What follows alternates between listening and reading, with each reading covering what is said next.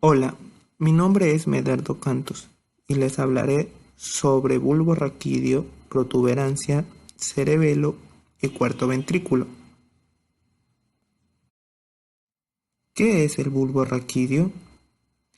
Es una estructura nerviosa por la cual ascienden y descienden señales tanto aferentes como eferentes. Estructuras externas del bulbo raquídeo. El bulbo raquídeo tiene la forma de un cono invertido que mide 3 centímetros. En su parte media encontraremos la fisura media anterior.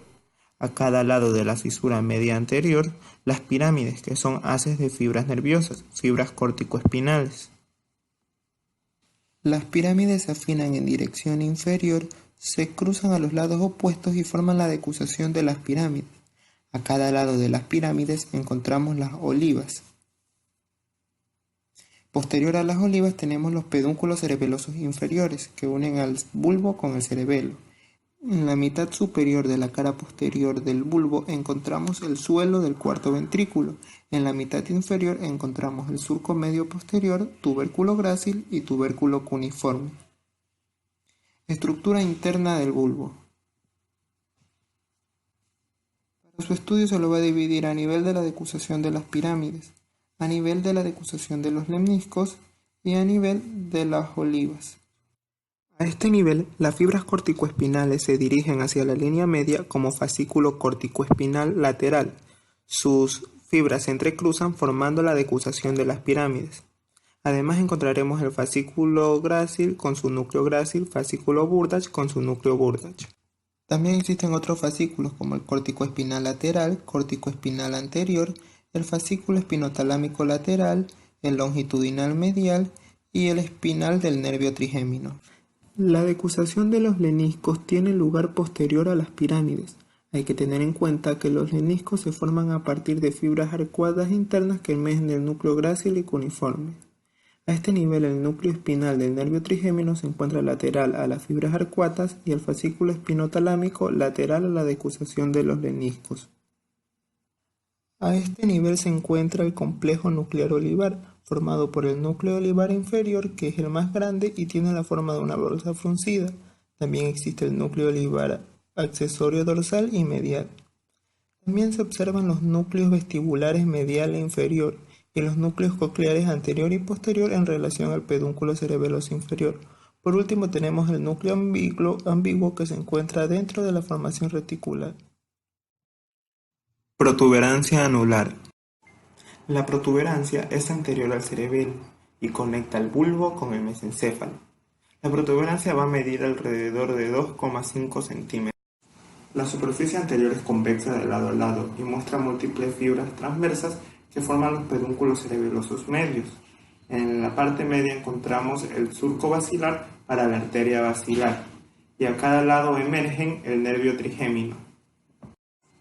En el surco entre el bulbo y la protuberancia emerge el nervio abducens, el facial y el vestíbulo coclear. La superficie posterior del puente va a formar el suelo del cuarto ventrículo, del cual les hablaré más adelante. La configuración interna de la protuberancia se estudia a nivel de los colículos faciales y a nivel de los núcleos trigéminos. A este nivel, el lenisco medial se halla situado en la parte más anterior del techo. El núcleo facial es posterior a la porción lateral del lenisco medial. Las fibras del nervio facial giran alrededor del núcleo del nervio abducens, produciendo el colículo facial. El núcleo vestibular medial está situado lateral al nervio abducens. El núcleo espinal del nervio trigémino está situado en la cara anteromedial del pedúnculo cerebeloso inferior. A este nivel existen células nerviosas denominadas fibras del puente, las cuales dan origen a las fibras transversas que atraviesan el pedúnculo cerebeloso medio. A este nivel se observan los núcleos motor y sensitivo del nervio trigémino. El núcleo motor se halla situado dentro de la formación reticular y el núcleo sensitivo, como se puede observar, está situado en la porción lateral del núcleo motor y se continúa en la parte inferior con el núcleo del fascículo espinal. Cerebelo. El cerebelo es de forma oval constreñido en su parte media.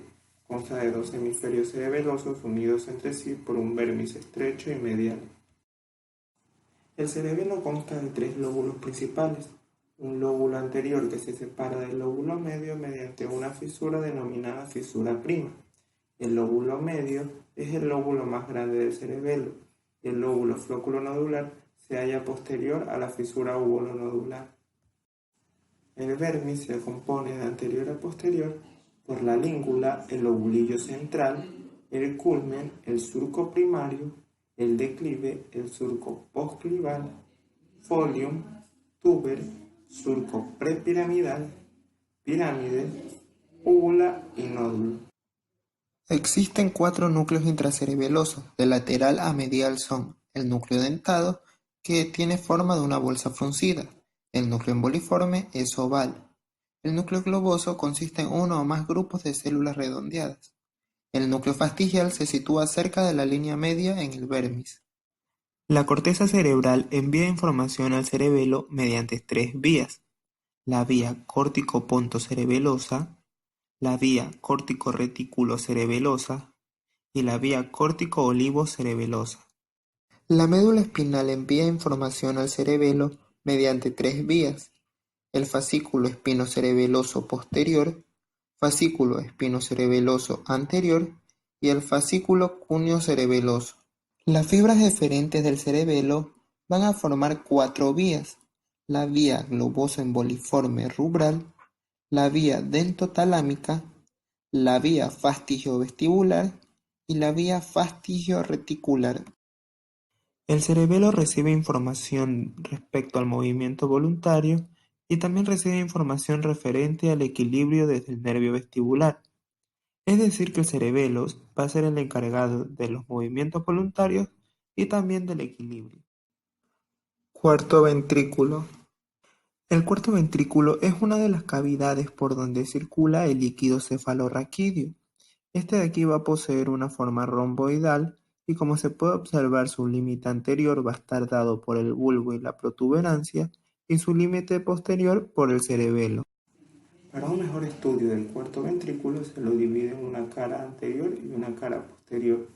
Sobre la cara anterior se va a trazar una línea media imaginaria que va a dividir a esta cara en un triángulo superior o protuberancial y un triángulo inferior o vulvar.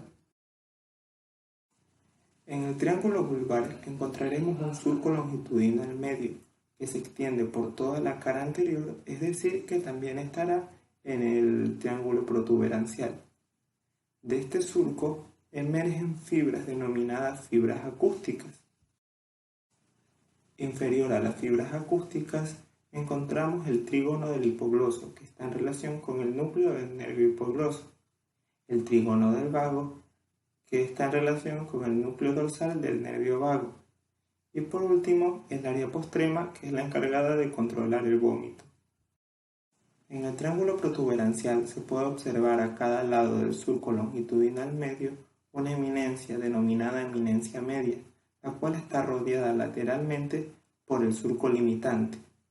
Lateral al surco limitante existe una zona conocida como el área vestibular. La pared posterior o techo del cuarto ventrículo está formado en su parte superior por el velo medular superior y en la parte inferior por el velo medular inferior. Además, el techo está perforado en la línea media por una gran apertura, denominada abertura media o agujero de Magendie. El cuarto ventrículo está formado por 4 ángulos. El ángulo superior está dado por el frenillo de la válvula de Busens. El ángulo inferior está representado por el óvex y los ángulos laterales están marcados por los agujeros de Luschka.